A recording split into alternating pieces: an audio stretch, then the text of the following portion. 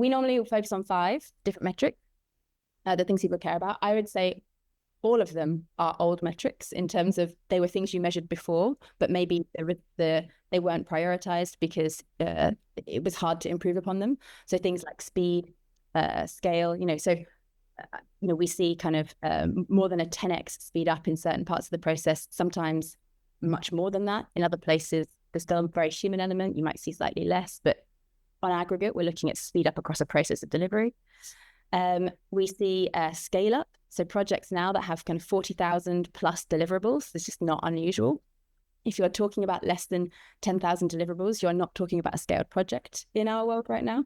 And that's not the case for lots of marketers, but it could be when we really think about the promise now of personalization, or at least cohort specific, and then performance related optimization. You might be looking at really assets in the thousands, tens of thousands. We look at quality. Obviously, it's no good having a huge volume of work if you are not assured of hitting a kind of minimum threshold of quality, which will relate to all kinds of brand specific attributes that that brand measures quality by. And obviously, if we're making thousands or tens of thousands of assets, you can't assess them all manually to see that they hit that quality. So you need systems in place to then ensure that you hit quality thresholds.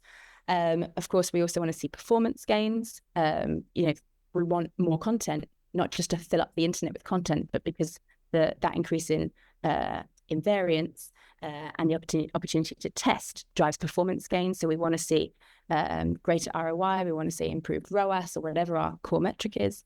And then, of course, you need to see a cost reduction. So across those 5 elements, they tend to be the core 5 metrics that we assess any kind of activity against, and then look at kind of business case across those 5 things.